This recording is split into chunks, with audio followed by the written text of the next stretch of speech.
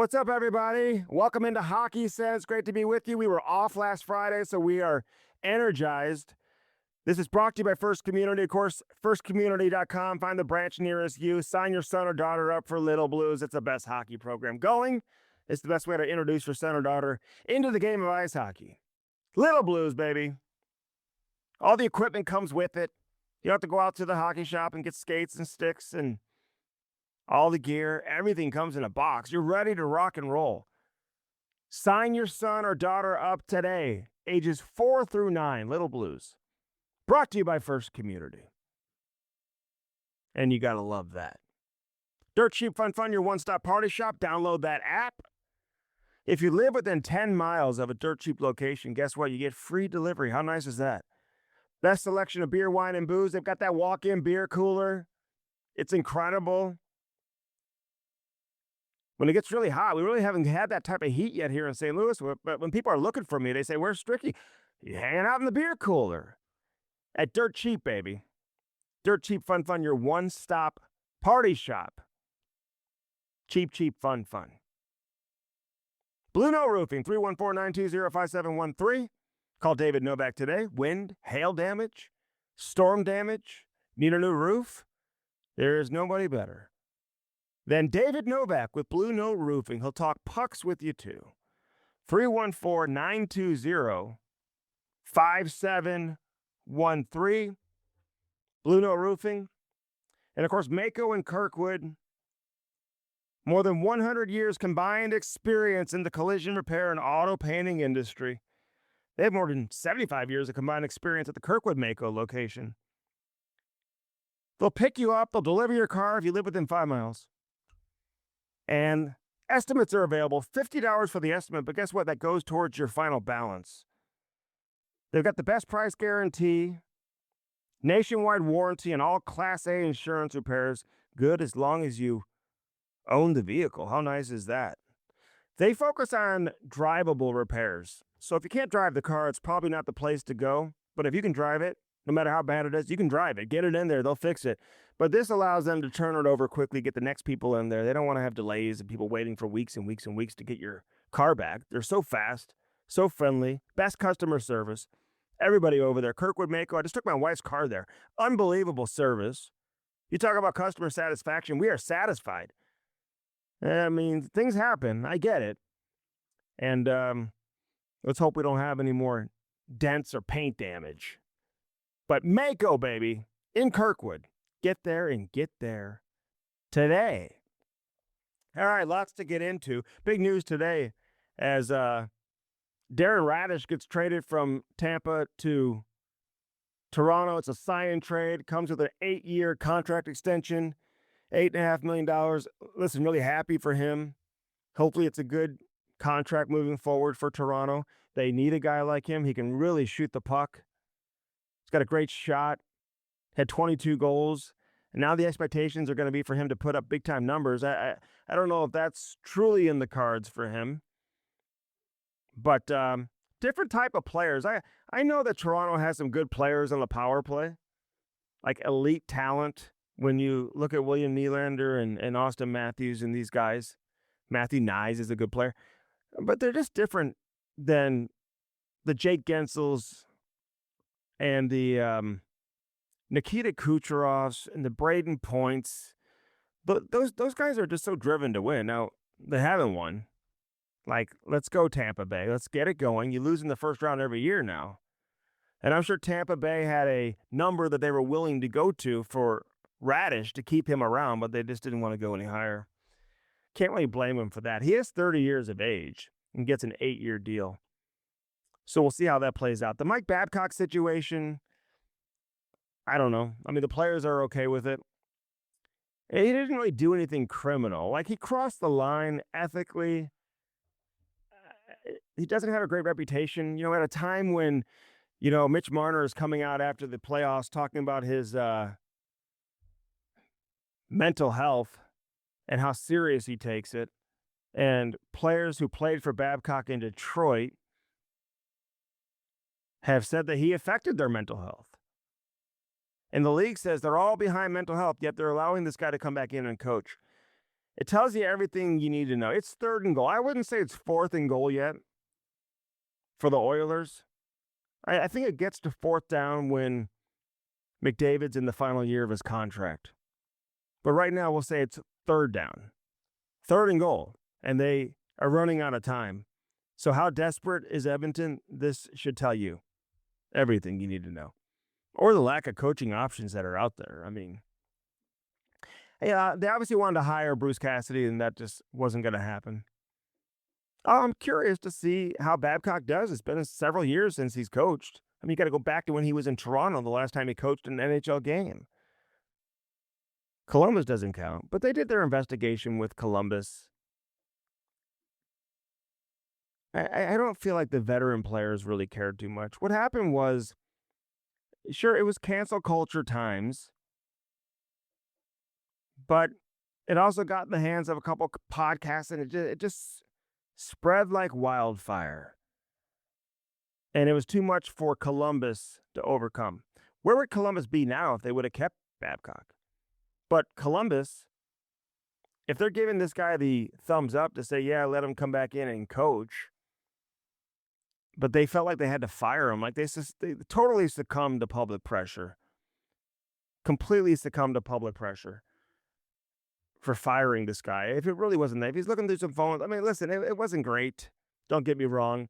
I'm hearing maybe there was a situation that involved Patrick Laine, but this is so long ago for these guys. Like, I hear that the players in Columbus, they really weren't even looking to participate in any kind of investigation. It's the offseason. They got other things to do. They're not worried about Mike Babcock or maybe what took place several years ago.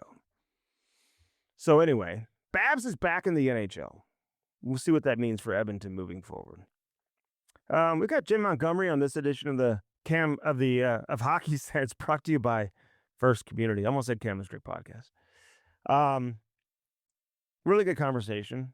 You know, they hired Greg Cronin, who Monty has a prior relationship with. You go back to when Monty showed up at the University of Maine. Cronin was a graduate assistant coach.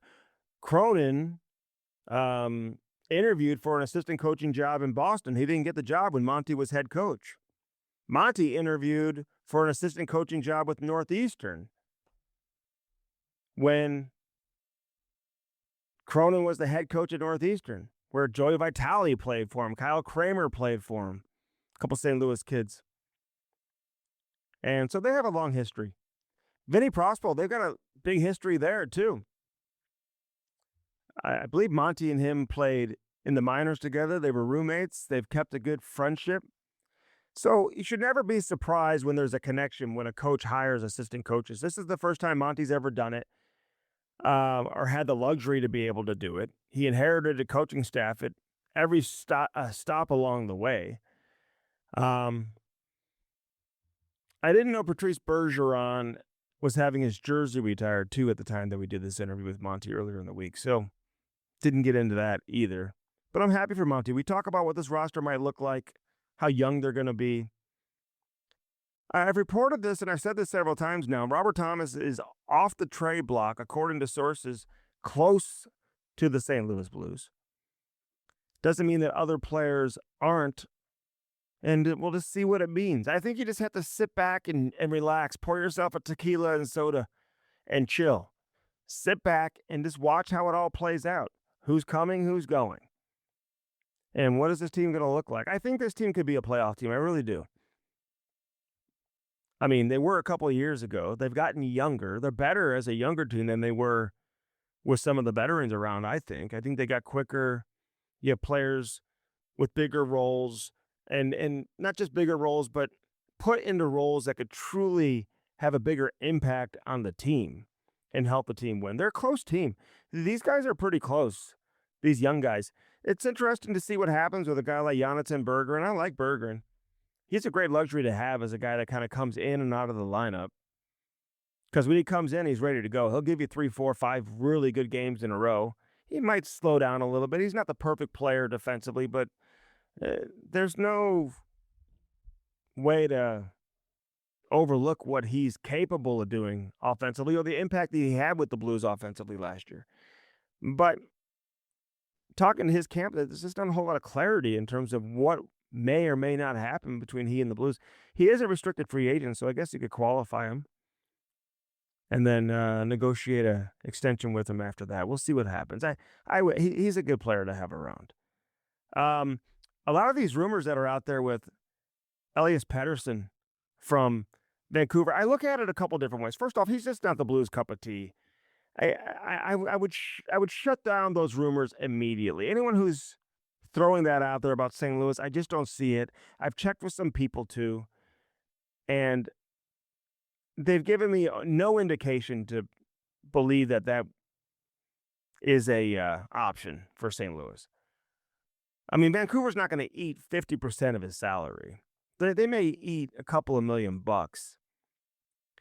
The guy had 100 points in the National Hockey League. I can't take that away from him. I think playing under Tocchet, they broke him. JT Miller broke him. And I'm not being critical of those guys at all. There's a reason for it. But he just couldn't handle the pressure that he was dealing with internally or externally. He had 15 goals last year, 15 goals the year before. Has not played well. Didn't play great in the Olympics either. It just doesn't seem like a move the Blues would make. Not to mention he's got the trade protection, so he's going to be able to determine where he wants to go. But I would take that off your bingo card. He's not coming to St. Louis. You know, you may see a lot of Swedes eventually get here, maybe some European players, maybe more than, like with Army, you saw a lot of Canadian players. The Blues won a Stanley Cup with a lot of Canadian players. And maybe you'll see more European flavor with the Blues with Alexander Steen. But Steen, if you know what kind of player he likes, he wants guys that play hard and play the right way and have a complete toolbox. Don't cheat the game. Be a great teammate. Respect the organization. Respect the logo. Respect the city. But you have to bring it and do it the right way. You're gonna hear about this team component. Everything being about team. It's all team. You're gonna hear that from Alexander Steen. Pretty much every time he talks, you're gonna hear him talk about the importance of being a team guy. Because it extends to people who don't even play on the team, but maybe work in the organization. Everyone's got to be part of a team. Everyone's got to be doing things the right way. There's a certain respect factor, and certain expectations that people are going to have to follow. And the guidelines are clear. There's no black and white. And I love that about Steiner. I really do. But, you know, I know people in the past have, you know, used different adjectives or different ways to describe European players, whether you call them soft or whatever. I think that's changed a little bit. I think most of these, I'll just use the Swedes, for example, the Russians too. A lot of these guys, they come into the league, they play hard. The Finns, they play really hard. The Czechs, you kidding me? So he wants guys that are going to play the right way and that you can rely on. Robert Thomas, like I said, he's not going anywhere. He's not being traded. I put that out on Twitter a little while ago. So they're not moving him. We'll see what happens with a few other guys. I don't like to make any predictions. You just never know. If they get the right deal, you're going to have some guys that are going to be on the way out. It's not going to be the same team coming back. We all know that. So we'll see what that looks like as we get closer and closer. Now, I was told the other day in terms of Jordan Kyrou that nothing is imminent. I think something could happen, but I don't think the expectation is that it's going to happen today or tomorrow. So we'll see what happens as we get closer to the draft, although you're starting to see some deals. We're getting at least like one trade a day, so nothing would surprise me if something were to go down this weekend or early next week prior to the draft. Jordan Binnington is an interesting one. It's just a matter of when. I don't think it'll happen between now and the beginning of training camp. I really don't. I don't think the Blues really have a backup plan for Joel Hofer. And I hate even calling Binnington a backup because he's going to play a lot of hockey. And Hofer's still, as good as he was last year, he's still finding his way as a true number one. And he's going to benefit from having Binnington around. But if Hofer takes the next step and does what we think he should do and what he can do, then the chances of extending Jordan Binnington beyond this season, unless he just really wants to stay so badly that he's willing to take whatever they put on the table, it's probably unlikely, right? So I think it's in Binnington's best interest to just let it play out, get to the trade deadline. If the Blues are in a playoff position, they may not even move him.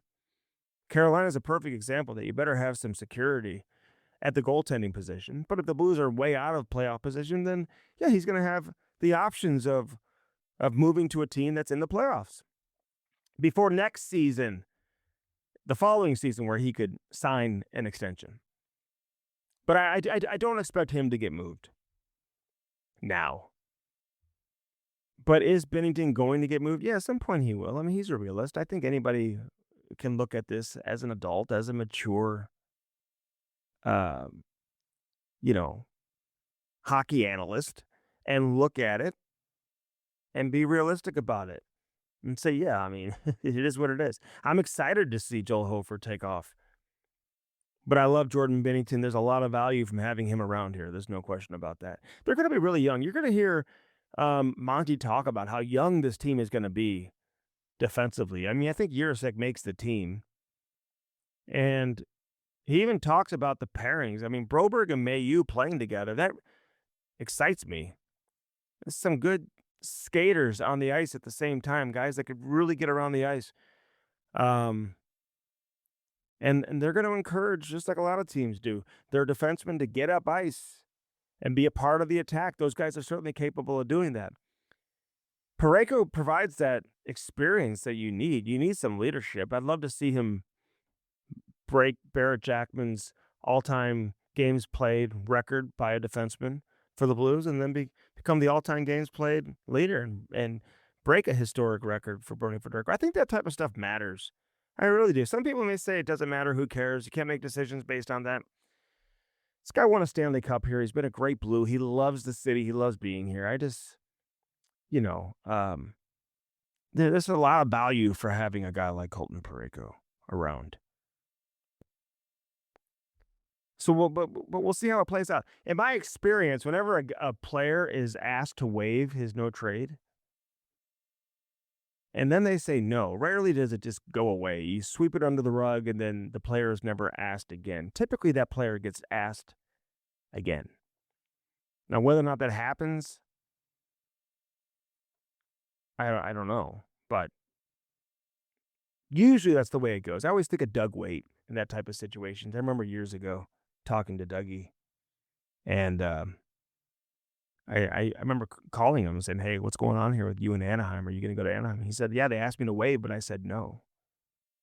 So the next day, or maybe 2 days later, John Davidson and Larry Plow called Dougie Waite upstairs to the office and basically told him, hey, you're not going to play.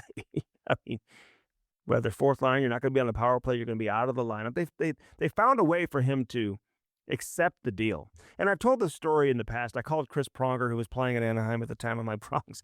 The Blues are making a deal with you guys. And Dougie Waite's coming to Anaheim. And he said, for who? I said, Andy McDonald. He said, there's no chance. He said, I'll call you right back. Because I was told Andy Mack was the player coming back. And the Blues management at the time, they were trying to play like mind games with me. Because I reported it on Bernie Miklas's radio show. That's how you used to get news, was to go on radio. I don't even know if we had social media at the time. I guess maybe we did.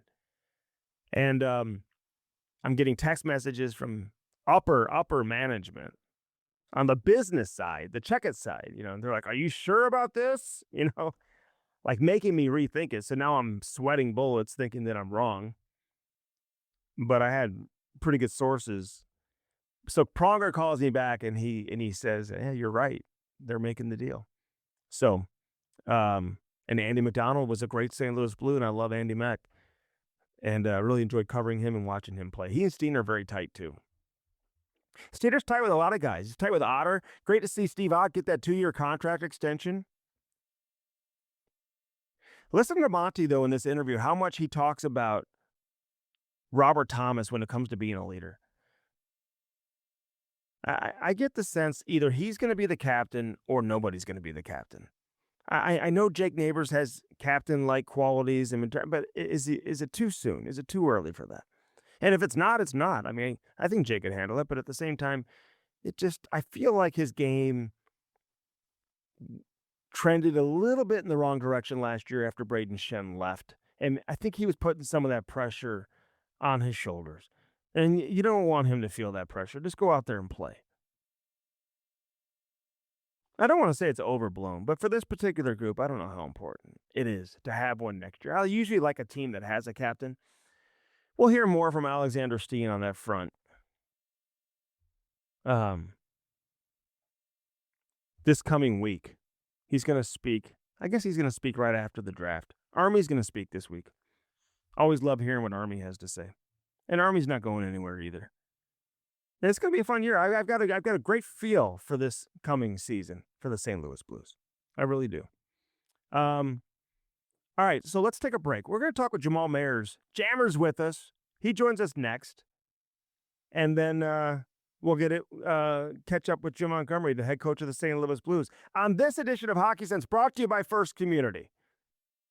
I'm Andy Strickland. Aiden's in the house. We're at Half Coast Studios. Thanks for joining us. As always, Jammer, he's next. Stay with us. Don't go anywhere. All right, Jammer's back in the house. And it's been a little difficult the last couple of weeks. It's summer. Everyone's got stuff going on. And today we find you in Iowa. So thanks for doing this as always, Jamal Mayers. How are you?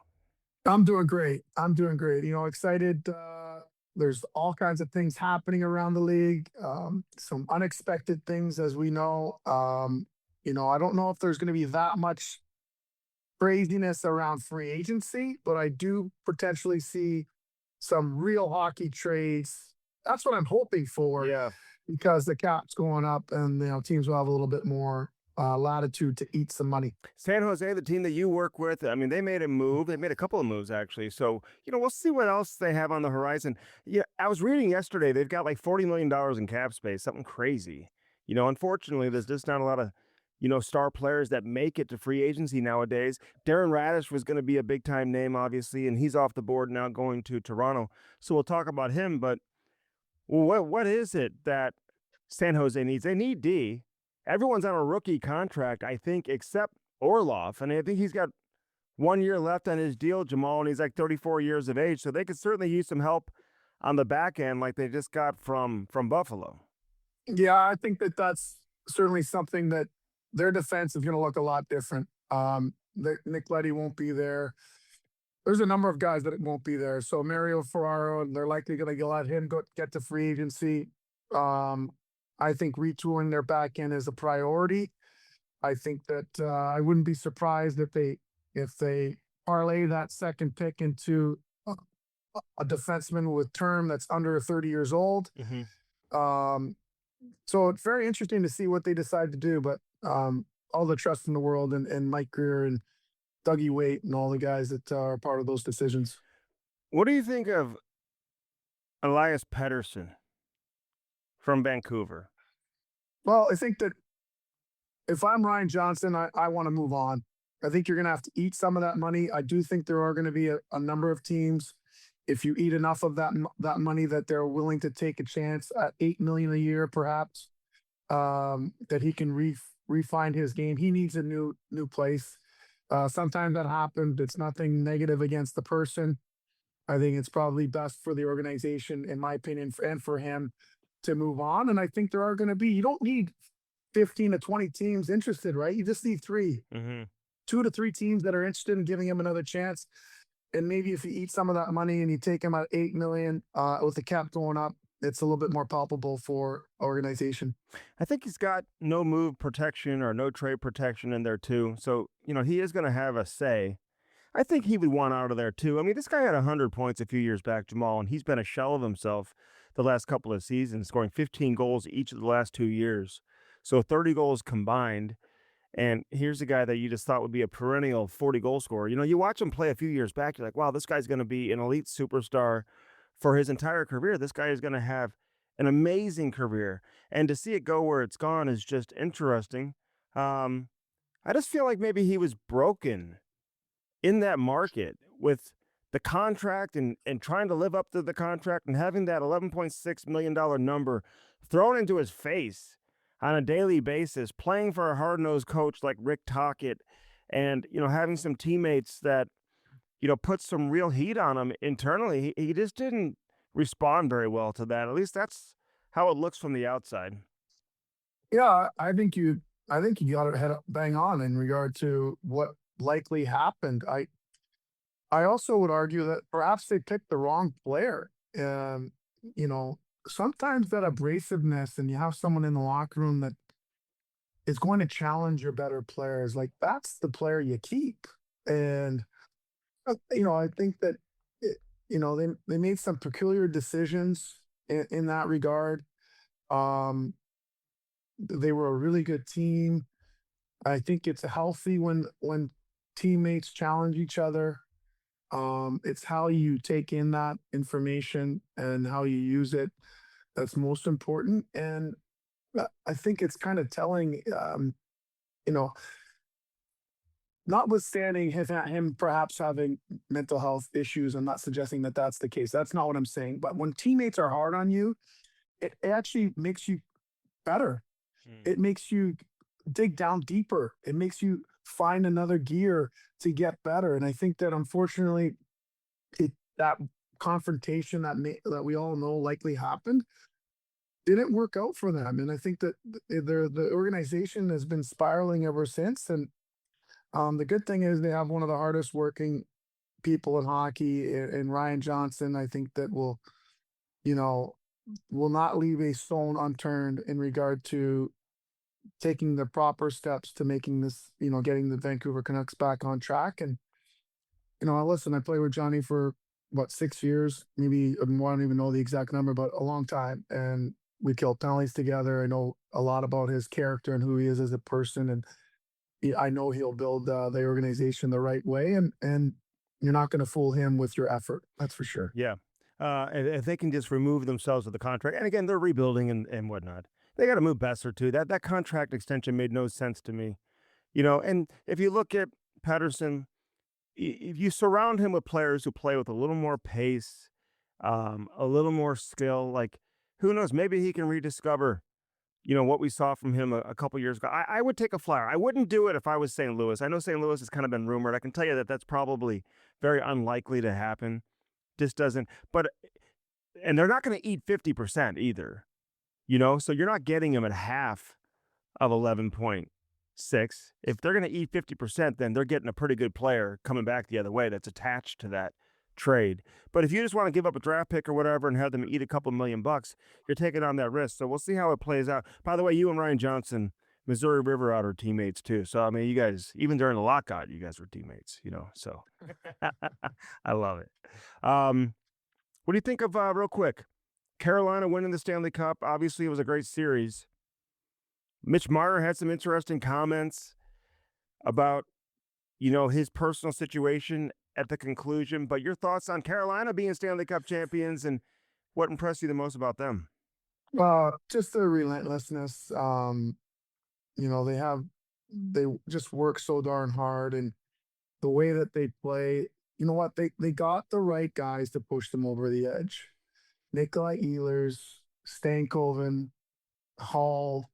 They don't win a championship without those guys. And I think that obviously they've got the right leader there. They play a certain way. It's proof positive to me that you know I'm scared for on the other NHL teams because it's a copycat league, and now everyone's going to say we need to get more. Our fitness needs to go up to match the Carolina Hurricanes and the regimen that they're on, and the what they demand physically from their players, and the way that they play all over the ice is grueling, but it works. and I think they added enough skill to get them over the edge. And pretty remarkable that they were able to change goaltenders during the final and have Bussy come in and do the job. Didn't have to be amazing, but it came in at the right time when Anderson looked like he was losing some gas. So pretty cool the way that it all fell together, and a pretty interesting story for their organization. And how about Rod ripping his shirt off and how ripped he was? I'm like, oh my god, what are you doing, buddy? Oh You my, enjoy some pasta, like mix in some wine. Like, what are we doing? dude, he doesn't know how to shut it down.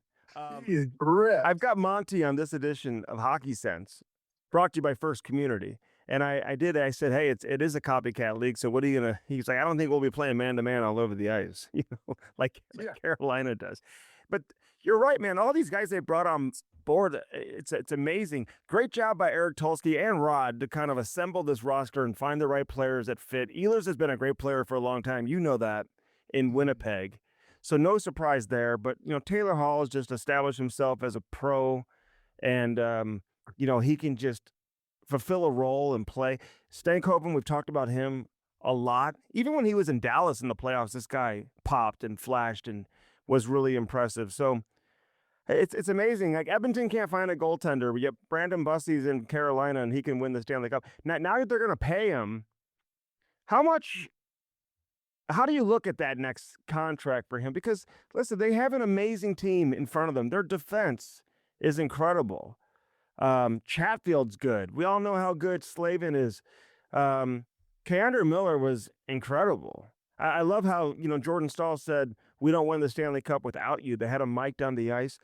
And real quick, I was talking to Jason Blake. Did you play with Blake in Toronto? I did, yes. Yeah. So Jackson obviously led the team in scoring, but we talked to him early in the playoffs, and he was like, nobody talks about Jordan Stahl. This guy is an incredible leader. He's an incredible captain, and now his reputation is completely changed. He was like forgotten in terms of the best leaders in the league. No one ever talked about Jordan Stahl. They talked about Crosby and other players, and for good reason. But this guy is as good of a leader as we've seen in a long time. Yeah, and I think that he plus there's every detail of his game is in order in regard to like face-offs, positioning, um, just how hard he plays. Scored an amazing amount of clutch goals. It makes us reconsider perhaps, do we make the MVP trophy in the playoffs? Do we make that about the finals like other sports do? You know, there might be some thought that it might be time to do that Well, that's what because they're doing. They're giving it to the best player in the final, right? right, right. And I think that that's when it matters the most, right? And so let's be honest, I think Mitch Marner didn't have a point in the last two games. I think he was -5 total in those two games. They win the Stanley Cup. He's the MVP, but Jordan Stahl, what just remarkable what he was able to do and the way that he plays the game, and good for him at his age, still finding a way to get it done. Winning a ton of faceoffs, shutting down Eichel like he is. And he had one goal in his first 11 games in the Stanley Cup playoffs, to your point. And then obviously like scored in 5 straight in the Stanley Cup final. Darren Radish, that's the big news today. The sign and trade from Tampa to Toronto. I would imagine that Tampa Bay had a certain number that they just didn't want to go higher than, that they would have Mhm. kept him. Maybe Toronto had to pay a little bit more because of the tax situation there versus Tampa Bay. But it just seems like a risky signing. I don't know. When a player careers it at 30, Jamal, with those type of numbers, I just wonder if you can truly expect, is it fair to expect him to do the same thing in Toronto now moving forward? I think it is. I think he's got that heavy of a shot. I think, let's be honest, it was not only Hedman. I forget who their second best defenseman offensively was also hurt. Um, that gave him that opportunity. Mm-hmm. And so, you know, I think that it's a fair question, but the reality is there's so few ways to make your team better. There's so few free agents out there You have to do it. that I like the aggressive move. Mm-hmm. I think that they probably overpaying by 2 to 2.5 million a year, and the term is probably scary, but First of all, Toronto Maple Leafs MLSE can afford it. Number one. Number two, they have to go for it, make a change. You know, they have to. And he only gave up what, a fifth round pick, I believe. Yeah, So I there's a mean, late pick. late pick. So I think that I like the move. I think it is risky. I do think Radish can do it again. He's going to be on that top power play unit. He can absolutely wire the puck, Yeah. and so I think that I think at the end of the day, will he get 22 goals again, 70 points? No, but I think if he gets 15 to 20 goals and is around 50 points, you're happy with that. Yeah. And that's a great season. To get to 15 goals, I mean, not that many defensemen even get there, really, Yeah, year after year. And now the expectations, he's never had expectations. Like the expectations for him coming into last season were not for him to score 20, right? right. So now the expectation is for him to get to 15 to 20. And you're probably talking about McDonough. He was hurt for a while last year Yeah, in Tampa. And listen, I like the player. I look at the players he had on the power play in Tampa, the Gensels, the Kucherovs, the Points. Um, they they're winners. You know what I'm saying? Like they're driven athletes. They're just different. And so he's gonna have some good players to play with in the power play in Toronto. Nylander, Matthews, and these guys. It's just a different mentality. Well, we'll just see how it goes. I hope for his sake it goes well. I'm happy for him that he got paid. It's a great story. I mean, the fact that this guy at 30 years of age has an incredible season and he capitalizes and puts, 65 million bucks or whatever he's putting, 68. $68 million in his back pocket. Like, good for him. I just hope fans are kind of patient with him. Just play good hockey and hopefully he can really help that power play and he should be able to. That's a Yeah, I good think getting player off to a like good you said. start's the most important thing. Yeah. Getting off to a good start will be massive because I played in Toronto, and the heat on him will be unbearable if he doesn't get off to a good start. But those are the players Toronto has to take advantage of. I know some people are tweeting out and saying, "Hey, I thought nobody wants to play in Toronto." Well, he's from Toronto. Guys Yeah, at Toronto want to play in Toronto. You're going to give him 68 million bucks for this kid? Like, he'll play in Toronto. Of course he exactly, will. And exactly. maybe he would have gotten more money elsewhere. I don't know. It's a risky signing just because of the resume, but I hope it works out for him and the Toronto Maple Leafs. What about Mike Babcock? Back in the NHL, he's going to be the head coach of the Edmonton Oilers. I'm just curious your opinion on that. Couple thoughts on it. One, um, shocked that they're able to do this, based off of the information that we had. Um, I feel like we just keep going. Sometimes in hockey, we just keep going backwards. Sometimes as a sport, and I wonder, he's going to have to have had changed, right? The reason why you bring in a Babcock is you go typically from a nice guy coach to a tough coach, and you go from a tough coach to a nice. That's usually the rhythm when you replace your coaches, right? Mm-hmm. So, what version of Mike Babcock are they getting? Because to come back, he has to change a little bit, does he not? And so, are you getting what you think you're getting? Because he has to have made some changes. And the interesting part to me also is that this doesn't happen unless McDavid and Draisaitl sign off on it. Mm-hmm. But let's not be mistaken. He's not going to be hard on McDavid and Draisaitl. It's the other guys in that room that are going to hear it, that are going to be messed with, that are going to be. Um, so I find it a very interesting situation. I wonder if, if Stan talked to Scotty and Scotty said, you need to bring in Babcock. And then that got Stan thinking, yeah, maybe you're right. I should look at that. Because where does this idea come from? I think Hyman may have been behind it too. I think Hyman and Babcock had a good relationship in Toronto. The Yeah, he Hyman hired his family, son. the Hyman family owns, Brantford obviously, and the Ontario Hockey League, and they just hired Mike Babcock Jr. So that could be the connection too. But Yeah, when I ask you this, Jamal, because what you're saying is Babcock's been very successful as a coach for the most part. for being a certain way, for having a certain style.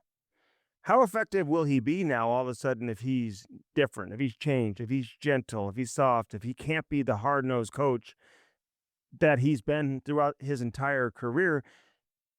Will he be able to get his point across and have the same type of influence over his teams that he's had over the years? Well, I guess a different way I'll say it is this. I'm not sure the tactics that he used in the past will work with today's NHL players. Yeah, it's fair. I think that's more about it. It's not that he has to change, Mhm. it's the way that he does it, the way that he, you Delivers. know, Yeah. delivers the message and messes with, gets in guys' head and, The that mind games, yeah. the whole mind game part. I think today's player, this is just my opinion, you lose them. You lose them really quick because they're like, I don't need this. Like, you think that's gonna work on Nylander? Like, Nylander's gonna be like, whatever, shutting it down, buddy. Good luck. Well, he's not there anymore, but I know what you're saying. Nylander? In Edmonton. Oh, right. Okay. Yeah. Apologies. But there's gonna be guys like that that are not gonna be um interested in hearing that or not, how's Ryan Nugent Hopkins? How's he gonna take that? Or Bouchard. He's like, he's Bouchard. I've sacrificed myself for this team. Like, you know what I'm saying? Like, and he's a likable. Just think there's gonna be some, and that's fine. There's gonna be some friction, but I wonder how effective it's gonna work in that locker room. Trent And Frederick's another it's guy, man. I mean, he's got 7 years left on his deal. He's making almost $4 million. He didn't have the year that he wanted to have. He's had some injuries and whatnot, but there's going to be those are the guys that are going to have the pressure on him, right? The bottom those are the six guys. yes, those are the guys where he's gonna ride, and it's just gonna. That's just, and they're your heartbeat of your team. Like, I don't know. But Jamal, if I'm he going to be able to get McDavid and Draisaitl to be more committed to playing winning hockey, like they put up a shit ton of points. We all know that. But I've heard from teammates and different people around there, like, they're constantly putting the next guys who go out on the ice in a tough spot. They change at the wrong times. They're lazy getting back. They're not, there's times during the game, maybe they're tracking back hard and they're committed defensively, but that's not who they are. But it's obvious that putting up 140 points doesn't guarantee you playoff success. I'm just wondering, do they need to make any adjustments? The two-headed monster up top for them to eventually get over the hump. I mean, I should Yeah. remind people Yeah. they went to the Stanley Cup final 2 years in a row. I have some very strong feelings about this. I think McDavid doesn't have to change a thing. Okay. I think the change has to be Draisaitl because of his physical stature, his strength, his ability to play against other teams' top lines. He's the one, in my opinion, I've been thinking this for 3 to 4 years. He's the one that has to sacrifice offense for being the guy that can be a shutdown guy and go from a 100-point guy, 120-point guy to a 70 to 80-point guy. Or And even a he is 90, 95, whatever. and he's that guy. He's that guy that just controls the game. Connor can do Connor stuff, and Draisaitl's that bigger centerman that can absolutely match up against the other team's top guys and shut them right down. And get your points in the power play. Yeah, I think it's him that has to sacrifice. I mean- That would be if I'm the coach. I'm going in there talking to Leon and tell him this is what I think is going to work. I mean, Are you willing to do this? the 90-second shifts, the 2 minutes, they don't.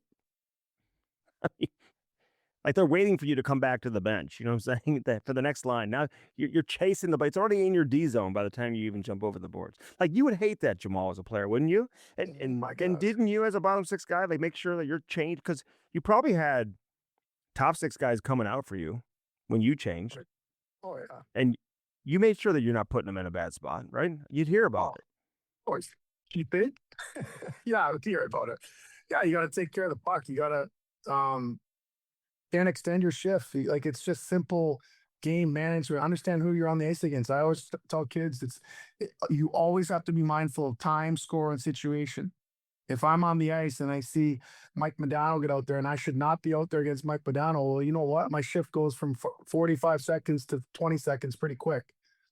And you want to get that opportunity uh, to change, I have to change. Like that's the reality of it. Um, I think that there has to be like guys that are willing to challenge those guys. You know, I think Frederick is a great example of a guy who's good friends with those guys, and I know he's tight with McDavid, but he has to have those side conversations and say, you guys gotta be better too.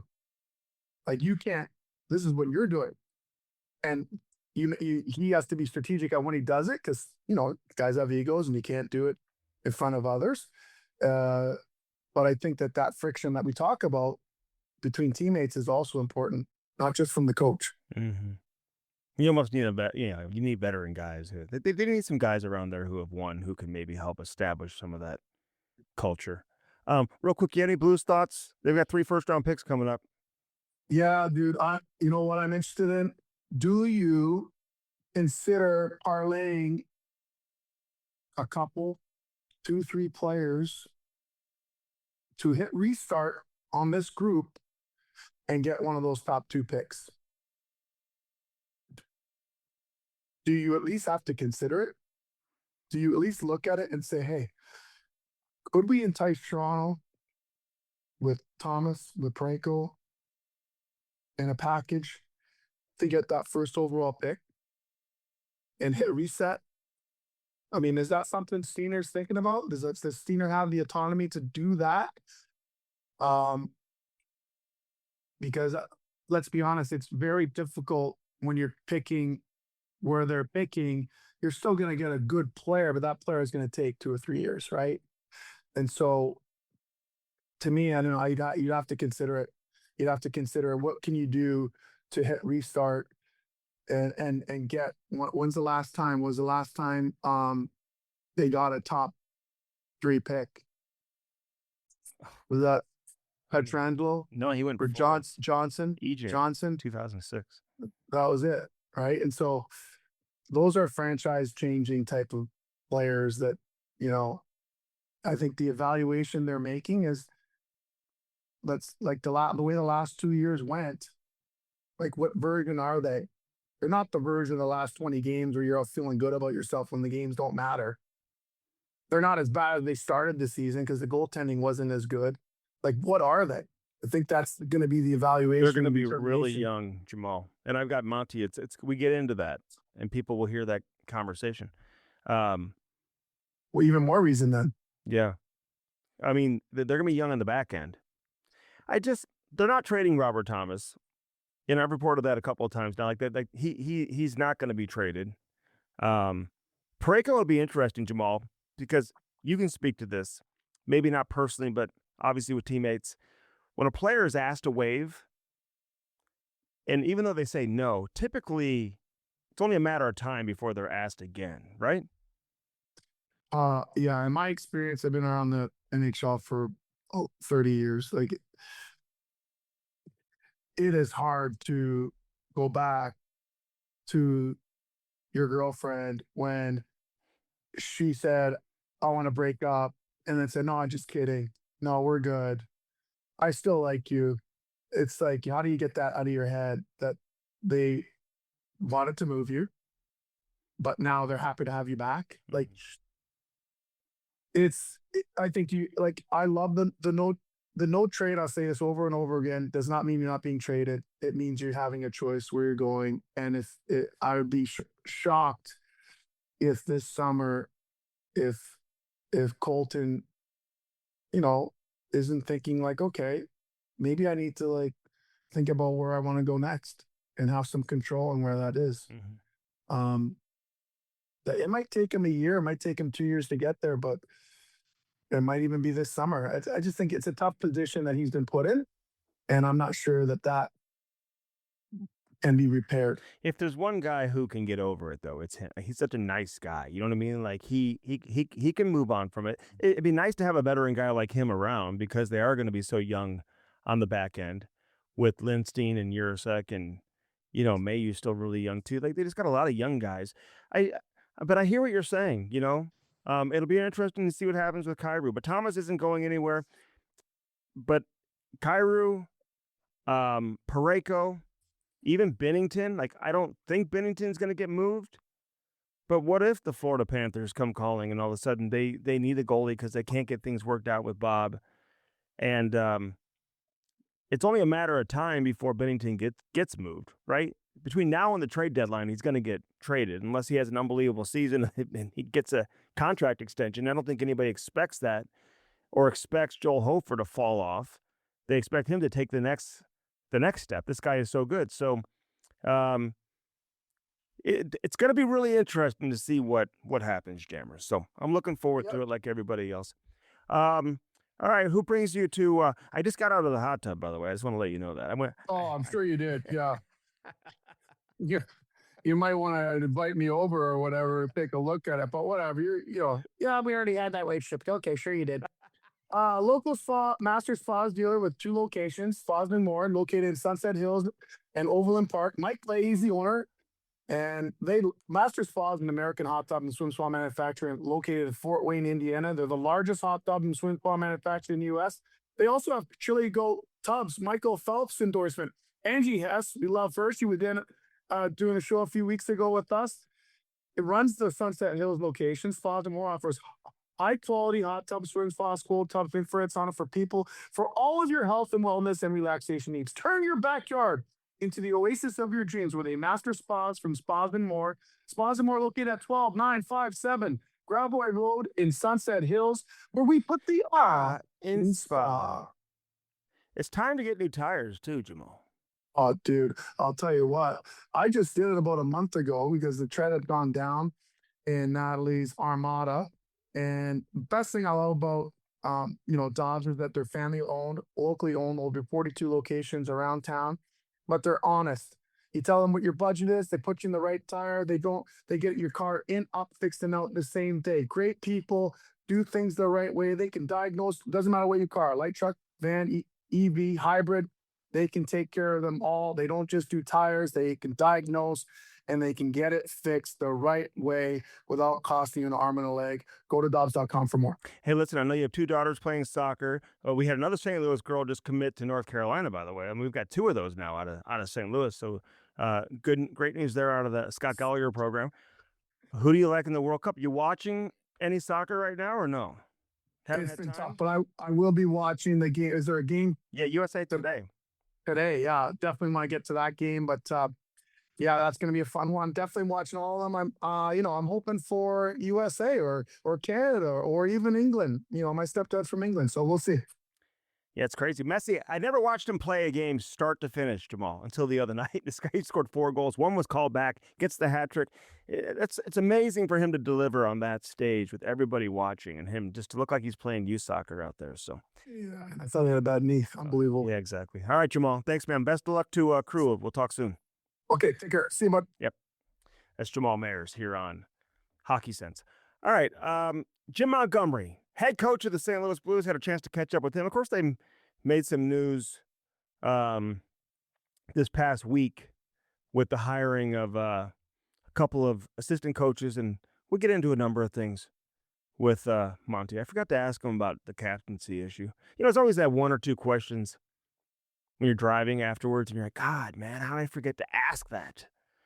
But we'll get some information on what it looks like here moving forward. Next week, I'll be broadcasting live from the draft.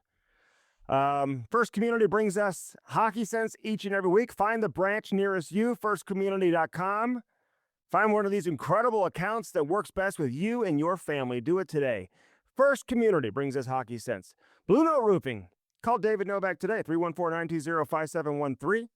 314-920-5713. Call David Novak today. Of course, our friends over at Lordo's Diamonds, lordosdiamonds.com, right there in the heart of Ladue. You can't miss it. Been around for 70 years. The number one option in the region for engagement rings, best selection of engagement rings. They've got great men's jewelry too. If you're looking at watches, high-end watches, they've got those too. But give them a call, 314-432-8008, or just stop on in to Lordo's Diamonds, right there in the heart of Ladue. Uh-oh, better get Mako. I just had my wife's car worked on there at Mako. She's hitting things. Drives me crazy when they like hit things. But that's part of life. I've got a daughter that's about to turn 16 too, so I'm sure we'll have plenty more of those situations coming up. I hope not. But you never know. Sometimes you just can't avoid it. But Mako in Kirkwood's been locally owned and operated since 1982, the year the Cardinals won the World Series with Ozzie Smith and Whitey Herzog and company. Their staff has more than 100 years of combined experience in the collision repair and auto painting industry. More than 75 years of combined experience at Kirkwood Mako. Go to Kirkwood Mako, a retail shop that prioritizes quality service and value. Their goal is the complete customer satisfaction. Incredible work they did in my wife's car. Here's what they specialize in, though: cosmetic collision repair, auto painting. So, listen, I know they're fully capable of repairing any collision damage.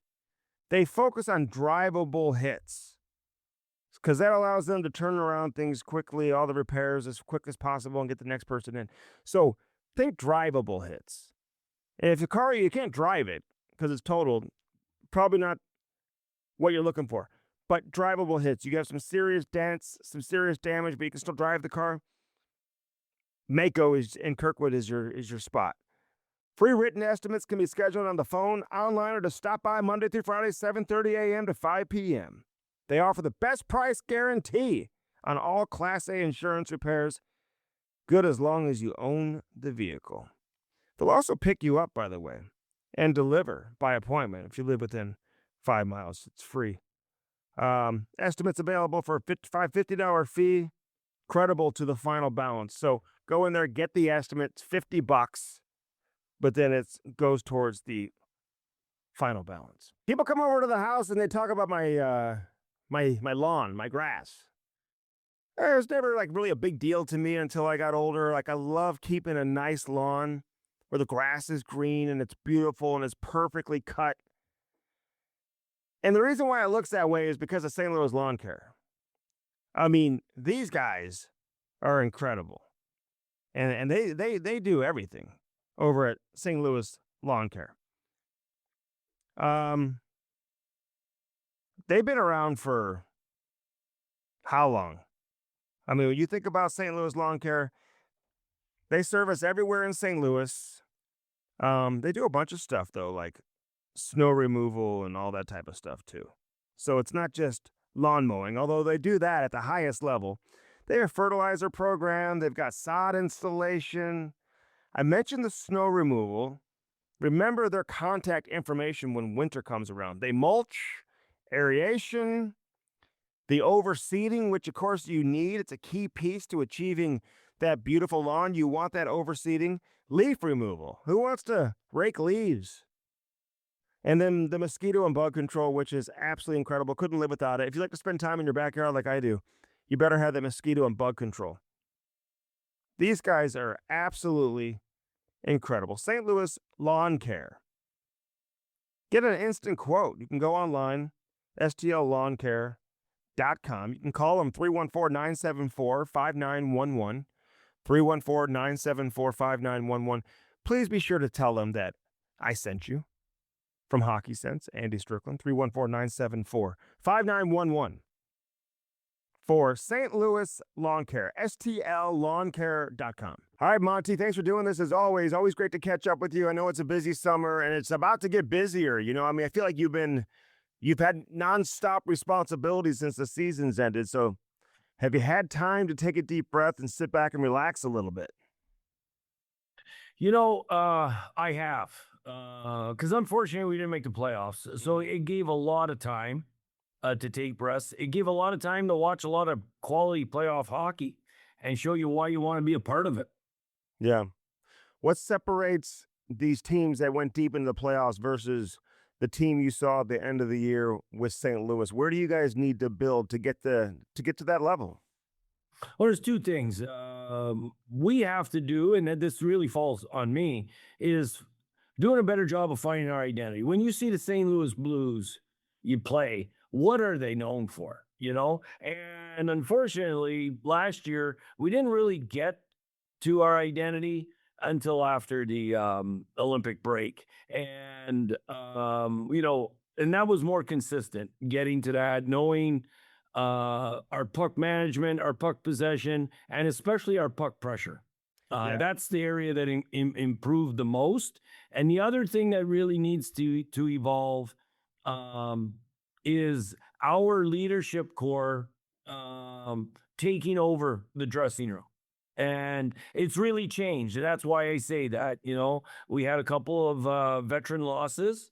And now the Robert Thomases, the Brobergs, the Neighbors, Pareko, Binnington, those five in particular, but they're going to have lieutenants under them or colonels under them that they're going to have to bring along. The Holloways, the Hofers, um, Fowler, Kairu, these players, Buchnevich, these players got to help us coaches set a standard where when they see the blue and our fans see the Blues play, they're like, there's blue collar, there's hard work, and there's the skill that we've been hearing about day in, day out. And you're not going to win every game, but you're going to give your fans what you want, and we're going to be a much better team with much better results. So when you want guys to step up from a leadership standpoint, they still got to be themselves, right? I mean, the way Braden Shen led is going to be different than how Robert Thomas is going to lead, or maybe even Jake, or who knows. I mean, Jake obviously learned a lot from Braden too. So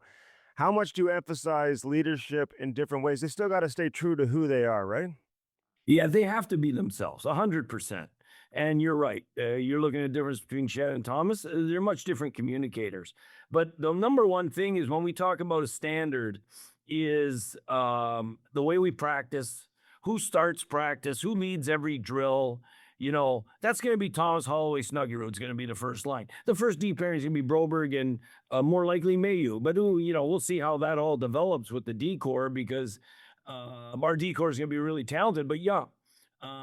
So those are the things, the standards that they can hold. And then the way we start games, whoever gets the job of starting the game on the road or at home, got to set a standard right away. The Blues are here to play. And, that's going to become a really important dynamic. And these guys are ready for this, in my opinion, the leadership core I talked about. But it's the first time where they're going to be the ones pushing that agenda. And that's where us coaches, especially myself, the communication about the importance of when and where, and also me empowering them. Hey, the room's yours after this period. Hey, we're going to practice today, and I'm not saying anything in the first three drills. You guys, if it's not up to the pace that we expect, it's not at the level of execution with the right amount of energy, you guys got to step up.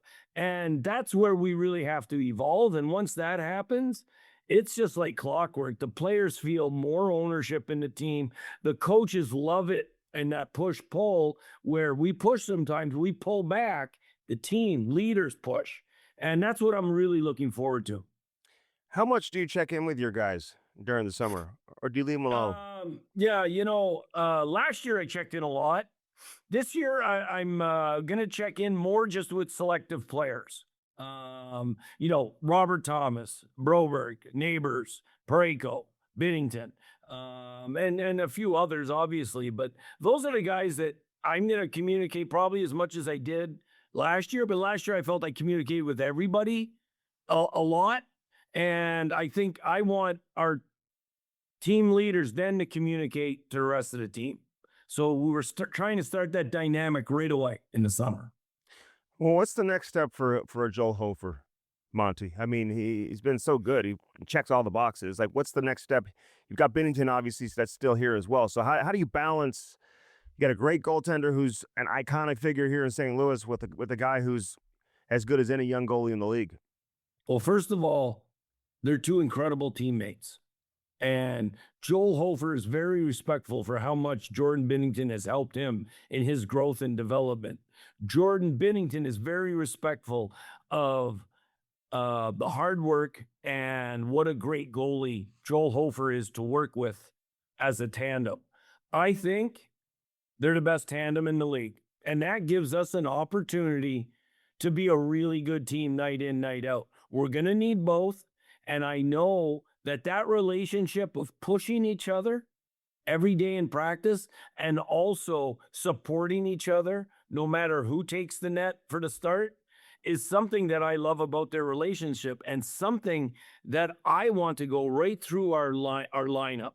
I want that same relationship between Robert Thomas as the first line center, and Dvorsky is the second line center, and I want the same thing as the first line right wing with the third line right wing. I want the number one defenseman to take the number 6 defenseman, also take his D partner.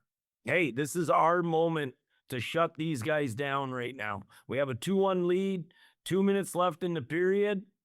Top 4 defensemen are going over the boards. They're going to own those last 2 minutes. Those are the things that we're really trying to develop here and instill in our players starting now. All right, we're going to get into the coaches here in just a minute, but I do have a couple more questions. Hey, when do you start thinking about training camp, Monty? And I know you talked about that last year, and you guys didn't get off to a great start last season. That probably cost you from making the playoffs just based off of how you guys played after the Olympics. So we know how, what your A game can look like. What do you plan on doing differently from a training camp standpoint to make sure you guys get there quicker and sooner than you did, the last couple of years? I guess, last year for you. Yeah. Well, the number one thing I'm going to be doing, there's going to be one focus. Usually what we've tried to do, like first day of camp, say we're going to focus on D-zone coverage. That's what we're going to focus on. And outside of that, I'm just going to be focusing on the right angling, the proper technique with our sticks when we're checking, if that's a D-zone coverage day. And we're going to be working on battling and defending and reloading, getting on the right side of pucks.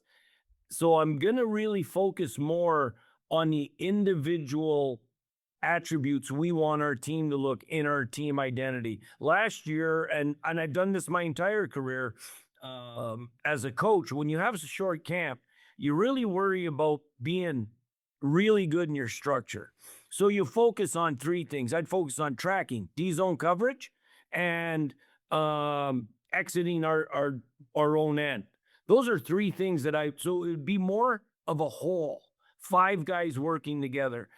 I'm going to start more with 1-on-1 situations, 2-on-2 situations, and we're going to get our battle level right up and add one structure thing in each day of the first 3 days of practice. The rest, we still have another 10 days to do it.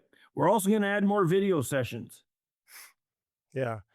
Should we assume, listen, Thomas and Snuggerud and Holloway, they were so good together at the end of last season. Does that automatically translate into next year?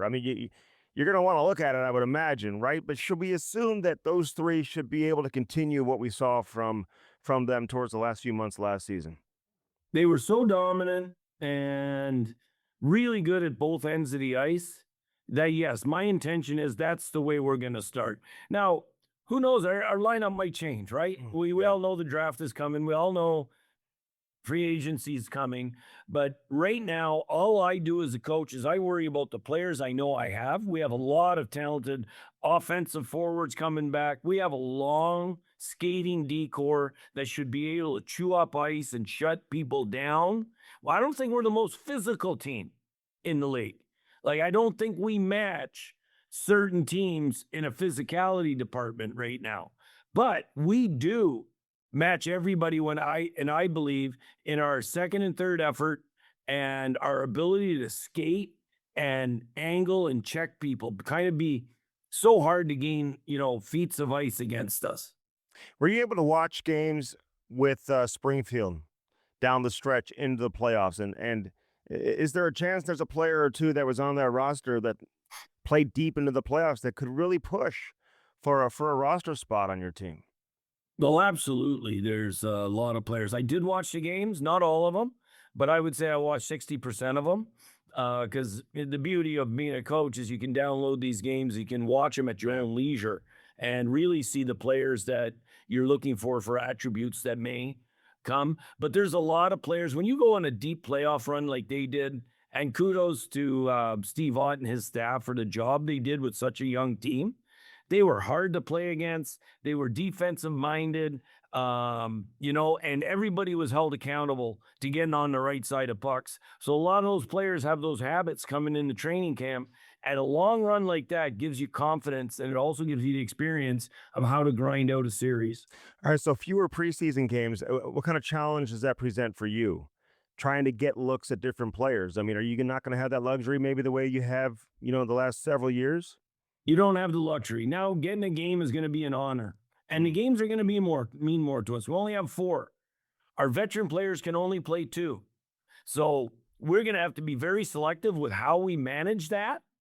And it's going to be kind of like your last 2 games of the regular season. If a guy comes into camp, we're not going to have as many players at camp because we have to get to our roster as quick as possible. Everybody's going to be racing to get to their 25 guys.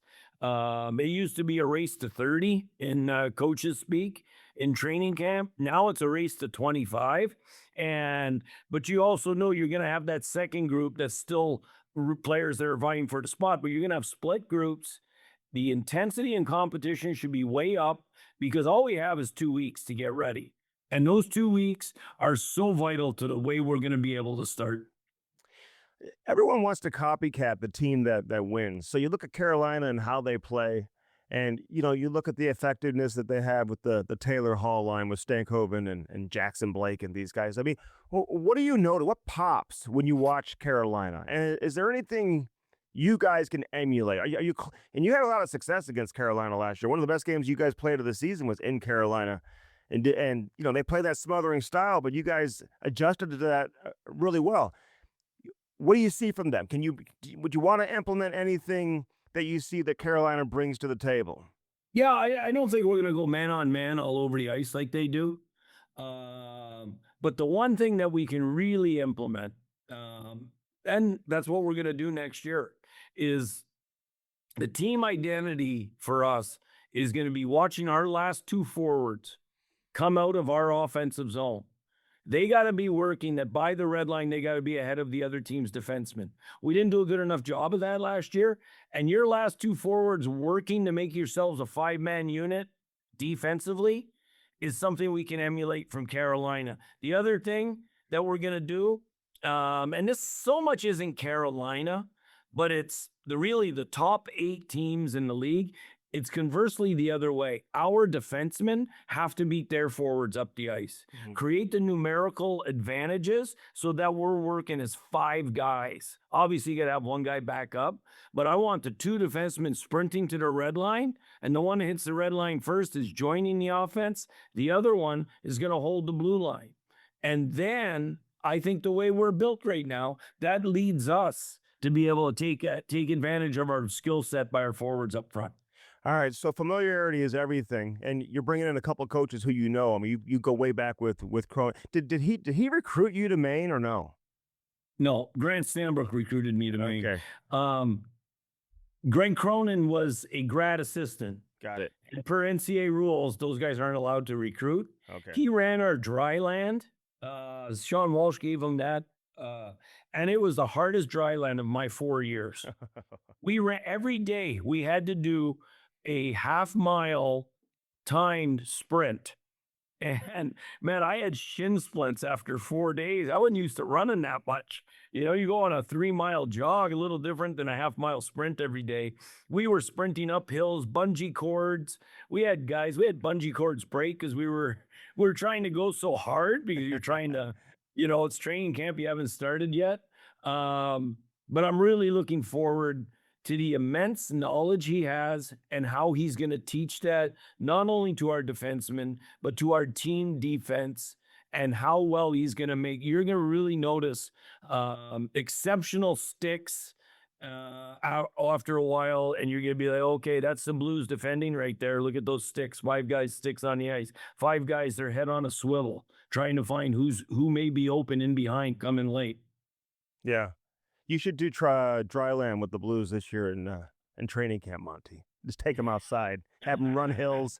I need to do dry land. They need to shed pounds. I can't wait for the St. Louis Heat to come in July, August.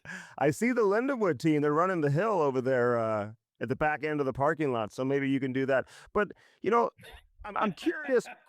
You trying to give Cronin. me a strong end?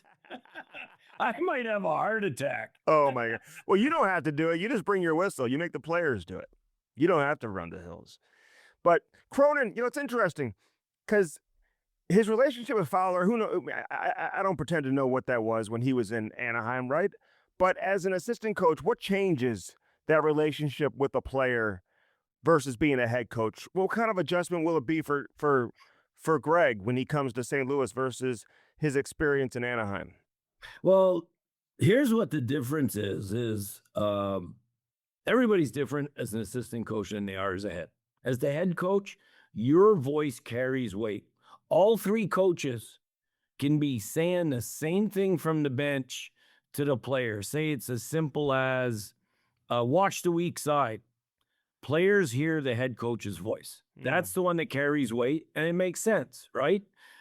That's the guy that ends up determining your ice time in the end. It may not be right down to the second because the defense coach is running the defense and changing them. But if someone's playing really well, I go down to that guy and be like, hey, let's start pumping him over the boards every second shift for a while here to take advantage of how well he's playing. And then the other thing is when you're an assistant coach, you're in a support mode to carry the message and also really work on habits and details and work on the little things that are going to make them really good in the team structure. And I know that that's where Greg Cronin excels from having, worked with them for 1 year. But more importantly, we've had numerous conversations about a lot of different situations. I interviewed for him for the Northeastern job as his assistant. He interviewed with me for the Boston Bruins job as an assistant. And the timing wasn't right for either of us as head coach to hire the other person, even though we had immense amount of respect for each other, because what we needed was not the right time for the person. And I really believe that this was the right time for Greg Cronin and I worked together, and that's why I thought he was the best first guy. He was the first guy we hired. Wow. Yeah, he goes way back, man. I mean, we've got guys from St. Louis who were part of that first class at the National Team Development Program who played for him there, and obviously who played for him at Northeastern from St. Louis as well. Joey Videlli played for him. Joey. He knows what's coming. Yeah. Oh, yeah. Kyle Kramer's a kid from St. Louis who played for him at Northeastern as well. So, yeah, there's a couple, and Joey certainly would know for sure. So I'm looking forward to watching him get to work. So I would imagine Prosper will run the power play. Is that how you're going to delegate, or how are you going to look at that? Yeah. Crow will run the PK. He's the one that invented for us coaches. Some people call it the toilet bowl because the forward goes down and then the puck comes up and then they just keep going like this. Like some people call it washing machine because again, it's just not. And anyways, that for 3 years became what the diamond has become in the last 3 years. The prototypical of the way people want a penalty kill because it pushes the best players into uncomfortable positions. And now he's going to have a different version because you got to keep adapting. You got to keep progressing and growing as a coach because other coaches are studying it and looking how to break it. And everything gets broken down after a while. And that's why you continue to see offensive numbers augmenting. Vaclav Prospal is going to be the forward teaching coach and power play guy. 1,100 games, played power play from the first day he was in the NHL to the last day he was in the NHL. Yeah. He understands, he has great vision, understands the puck movement, and most importantly, he's really going to work with the individuals in their roles and understanding where they need to be, when they need to be, and how we're going to attack that blue paint. He's really big on low plays, and when it's going up top, we're pounding it, or we're going right back down low, and it's going again to the blue paint, and we're going to have numbers there. It's something that really impressed me in the interview process, and I know it impressed Alexander Steen too, because he mentioned how simple he liked his delivery and how demanding he was of the way we were going to, attack the opponent's net on the power play, especially in zone. Yeah. I may have said Vinny. I'm thinking Vinny LeCavalier, all these guys that played for Tampa Bay back in the day. Yeah, Vaclav's nickname is Vinny. Yeah, Okay, good. I said it. so he could Americanize himself. Yeah, okay. I was like, oh my God, I don't think I'm crazy there. So, how many guys did you interview? I mean, it's interesting that, and you and Steiner like sit in on these. I'd love to be a fly on the wall in some of these conversations, just you guys talking high level hockey. So, did you enjoy this process? Because I know when you went to Dallas, you inherited a staff. Same thing with Boston, and then here in St. Louis. Like, how much did you enjoy this process? And was it hard to kind of narrow in on two guys? Well, it's I just gotta say I loved it. Because this was my first opportunity to kind of put a stamp on this is how I want to work. These are the type of people that I believe are going to make me better. And most importantly, they're going to make our players better. So when I look for coaches, I look for coaches that have the 10,000 hours watching the video, have the 10,000 hours putting on the working drills and working with individuals and a team. With Greg Cronin, he gave me the opportunity to have someone that has head coaching experience and understanding the patience needed. We're going to be a young team, no matter what happens after the draft, and we're still going to be a young team. We're still going to have Snuggerud. We're going to have at least 10 to 12 guys under the age of 25. He had 12 guys under 22 in Anaheim his first year.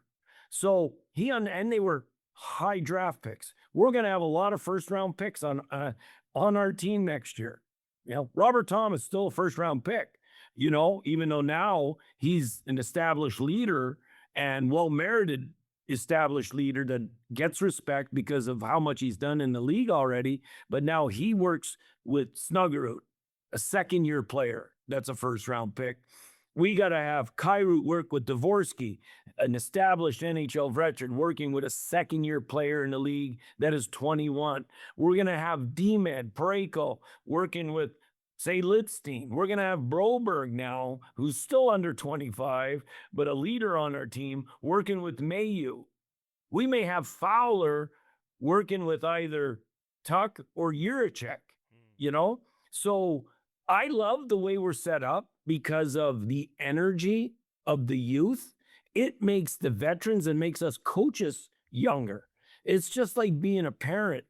When you have a toddler walking around and you're chasing them around, they give you more energy than when your kid's 16 years old and he's driving a car and you never see him and now he's laying on the couch taking a nap. That sounds like you, Monty. You come home and take a nap, just lay down. That's my life. I know that. Oh my God! If I'm home at 5 o'clock, I can't stay awake at 5 o'clock right now for whatever. Oh reason. my God! I was asleep at 9 last night. I know. Well, that's exciting, man. Blues fans are gonna love hearing that because there's so many young. All these guys you mentioned, they're young, but they're incredibly talented and gifted, and have so much ability. It's not like you're just bringing in a young guy to fill a gap. I mean, these guys are all a big part of the future and can all play. And they're all experienced players now, Monty, too. I mean, at a young age. Look what's it last year, having that success, invaluable. But now they got to come. It's kind of like, I remember, and this is like what's great about having Doug Armstrong around. He's seen everything, and he was like, Snuggerud hasn't gone through the time zones. He came in, played the last 8 games, and we were the best team in the NHL when he came. And then he got in the NHL playoffs. Who doesn't love playing in the NHL? And he excelled for us. Well, he saw what it was like. He hit a wall there in mid-November. Then he got hurt right before Christmas. And then he came back, and what a different player. Because good players continue to grow. They continue to learn. I can't wait to see how good Dvorsky is going to be in camp this year. I can't wait to see how Mayu is going to be, knowing I'm an NHL defenseman. I've had success playing 22, 24 minutes a night some nights last year down the stretch, scoring the game-winning goal in the last year. Like, who would have seen Mayu actually doing a great job, like with a great gap initially in the offensive zone at the top of the circles, and picking off that pass and going backhand shelf. Like, those are the things that get you excited. But what's excellent about having Greg Cronin, he knows that there's going to be hard times too, and he's been through it. And whether he made a mistake of how he handled the young team in Anaheim, it's invaluable experience that he's going to be like, "Hey, Monty, time to take your foot off the gas," or "Monty, it's time to put your foot on the gas." Yeah.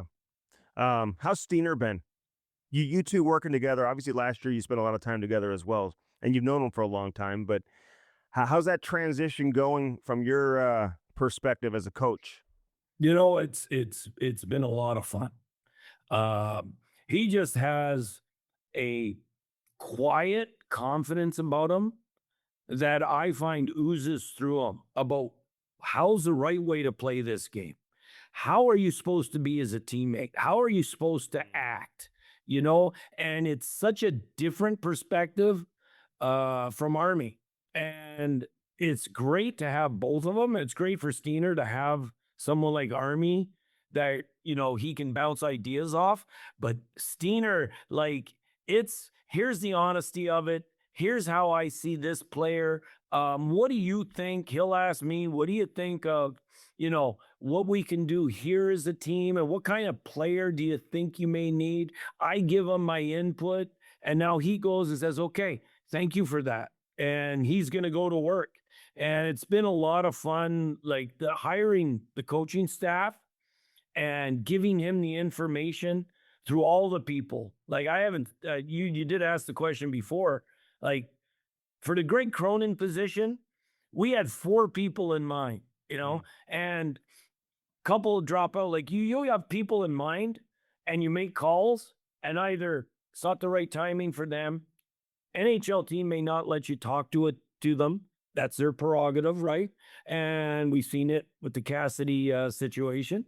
And then in the Vinny situation, we probably interviewed, I know we called on about 9 or 10 guys, but interviewed 5. And only a few made it to the second round. And then it was a hard decision in the end because there's a lot of quality coaches out there, but you got to go with the guy you think that's the right fit. Vinny having that much NHL experience and being able to relate like Steve Ott could with so many games played and be like, hey, these guys need this. I've been there. I know what they're going through right now. More so than, Crow and myself and David Alexander, who is another guy that's just an exceptional talent. I'm glad you brought him out. I'll see him today because he'll be on the ice working with some goalies when my kid is skating at the other end of the ice. And I mean, it's what's a little luxury to have this guy helping you as a young kid, teaching you from a goaltending perspective. But, I was talking to Bruce Cassidy a few weeks ago, and I just randomly said, hey, what'd you take from the Olympics? Anything stand out? Did you get to know somebody that you didn't know before? And he said, you know who I really liked? I like that Davey Alexander. I said, well, you can't have him. That's Monty's guy. So it's like everybody, it's interesting that he said that about Davey. I thought he was going to say like, Connor McDavid, Nathan McKinnon, even Jordan Binnington, whatever. All right, enjoy the rest of the time. I know you got busy stuff coming up with the draft and everything else, Monty. So, I appreciate the time. Thanks for doing this. Stricker, thanks. Always a pleasure. Thanks for having me on. All right, we'll see you soon. I hope you enjoyed this edition of Hockey Sense. Always fun. Always fun. Brought to you by First Community. Get to firstcommunity.com today. Firstcommunity.com. Find one of their great programs they have. And we love our relationship with First Community. Blue Note Roofing, 314-920-5713. Dirt Cheap Fun, your one-stop party shop. Lordo's Diamonds, St. Louis Lawn Care, Mako in Kirkwood. All our great sponsors. Want to give a shout out to a St. Louis kid, Charlie Miniman, who just committed to the University of Wisconsin. He's actually going to the National Team Development Program. I want to get into the NTDP. I mean, some people are saying that they're losing players and it's not what it once was. They're a little bit behind in certain things. I'm going to have to do some research on that and see where things are at with the National Team Development Program. But Charlie Miniman from Chaminade won a Mid-States title there this past year, their first one ever, I believe. Really good, smooth skating defenseman, and he'll represent USA coming up with the National Team Development Program. Big shout out to him. And he also commits to the University of Wisconsin. So what a great week for that kid. What a great week for us. Next week, I'll broadcast live from Buffalo. How about that? For Hockey Sense live from the draft, brought to you by First Community. We'll do that next week. Looking forward to that. Hope you enjoyed Monty. We appreciate Jamal Mayers as always, and we appreciate all of you. I love hearing your feedback. Let me know what you think. Put a comment in there on YouTube. Shoot me a note on Twitter, Instagram, whatever. You can follow me on all platforms. And if you're following me on Instagram at Real Strict Nasty, let me know that you heard about me and you started following because of this show here on Hockey Sense. And follow me on Twitter too. Subscribe on YouTube. We appreciate all the support. We go year round here on Hockey Sense. Everybody have a great weekend. I'm Andy Strickland, reminding you to keep your head up and your stick on the ice, baby. Enjoy the draft and everything that comes with it. Free agency is right around the corner. We'll have it all for you, all the reaction right here on Hockey Sense. Have a great weekend, everybody.